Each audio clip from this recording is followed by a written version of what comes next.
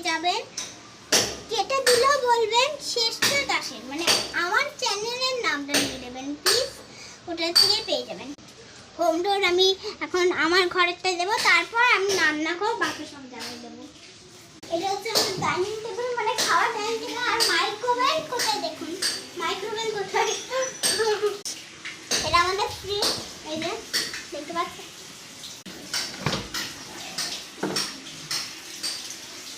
ফ্রিজটা খুলে দেখাচ্ছি। আচ্ছা প্রথমে কিন্তু এটা খুলতে হবে, এটা খুলতে দেখুন, দেখুন এটা হচ্ছে এই একটা থাক, এই একটা থাক, এই একটা থাক, এই একটা থাক।